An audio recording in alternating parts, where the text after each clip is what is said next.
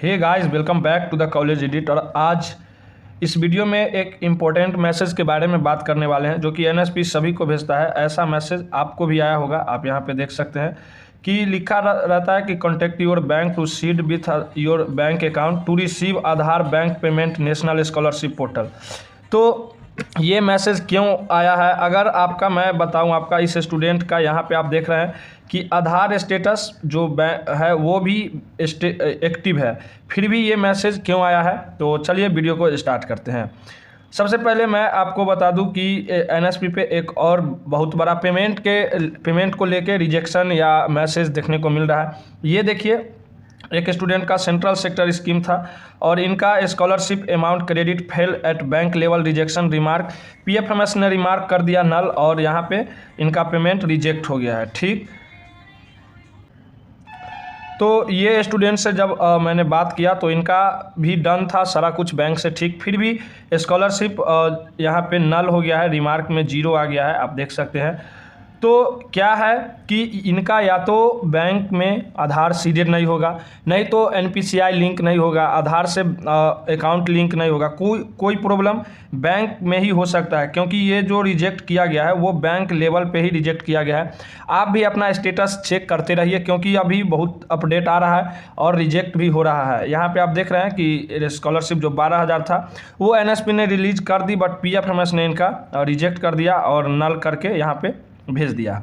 तो ये स्टूडेंट को अगर आपका भी ऐसा स्टेटस दिखा रहा है तो आपको क्या करना चाहिए था कि अपने बैंक से जाके और बैंक को भी ये मैसेज दिखाइए और जिस बैंक में आपका आधार सीडेड है उस बैंक से मिलिए, उस बैंक के मैनेजर से मिलिए और वहाँ पे जाके अपना ठीक कराइए। चलिए अब बात करते हैं कि ये मैसेज आखिर क्यों आता है स्टूडेंट को।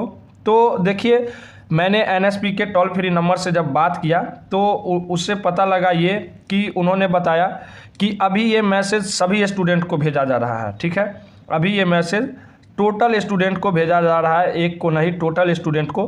क्यों? क्योंकि एनएसपी ने बोला, जब मैंने बात किया तो उसने बताया कि स्टूडेंट को एक तरह से वार्निंग दी जाती है कि अगर आपका आधार बैंक से सीडेड नहीं है, अगर नहीं है तो आप अपने बैंक से मिलिए और आधार सीडेड करवाइए, अगर है तो कोई दिक्कत नहीं है, फिर भी आपको ये मैसेज आया होगा।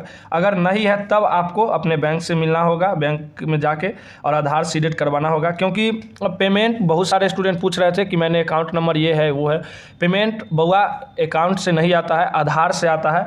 तो आप अपना आधार बैंक से सीडेड जरूर करवाइए और ये कोई एक ही बैंक के साथ होता है, सभी बैंक के साथ नहीं रहता है।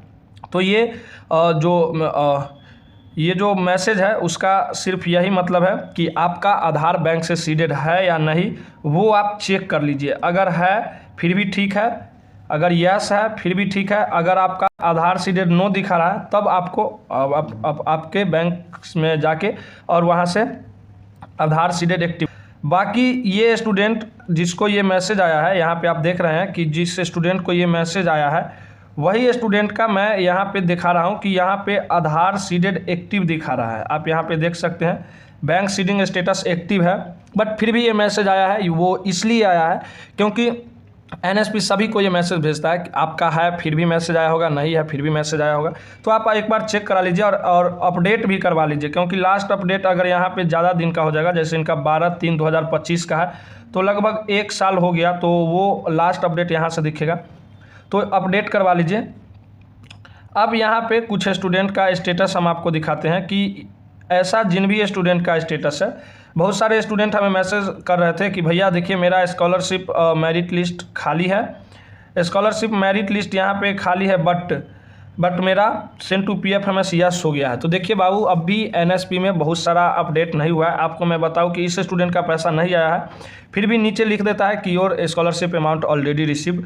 तो ऐसा नहीं है कि अगर मेरिट लिस्ट में सिलेक्शन नहीं हुआ है और आप फ्रेश है और आपका सेंड टू पीएफएमएस हो गया तो पैसा आ जाएगा। अगर फ्रेश है तो पहले आपका मेरिट लिस्ट में सिलेक्शन होगा, तभी आपका पैसा रिलीज होगा। तो और भी स्टूडेंट का है, देखिए ऐसा जो भी स्टूडेंट का है कि अगर आपका इंस्टीट्यूट ही वेरीफाई नहीं किया है, वेरीफाई नोडल ऑफिसर नहीं किया है, तो आपका पैसा नहीं आएगा।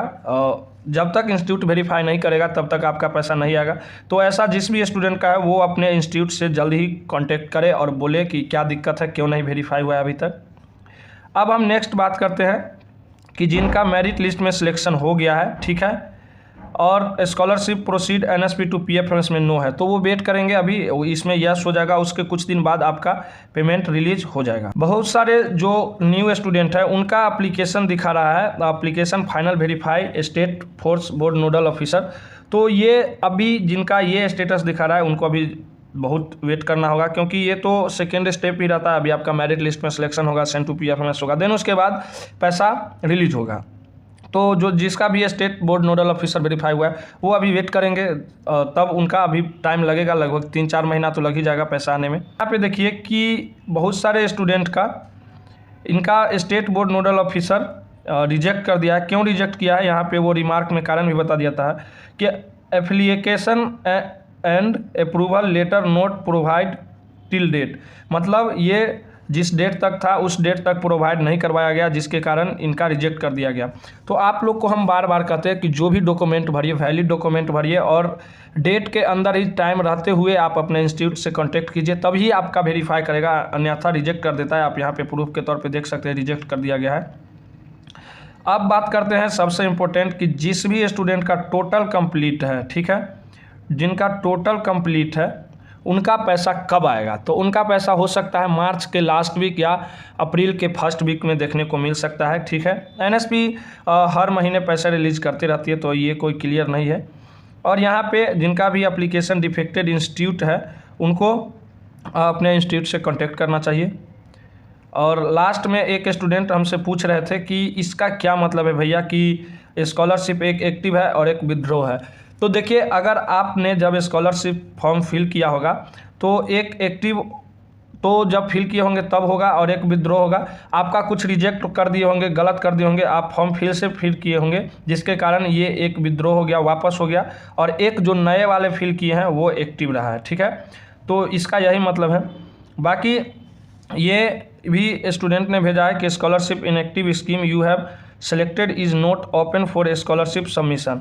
तो ये प्रॉब्लम भी आता है स्टूडेंट को, आप यहाँ पे देख सकते हैं। ऐसा जिस भी स्टूडेंट का आता है वो अपने जो उनका स्कीम है वो स्कीम के अंदर ही अप्लाई कर दीजिए, क्योंकि डेट रहते हुए ही अप्लाई कीजिए, नहीं तो आपका अप्लाई नहीं होगा।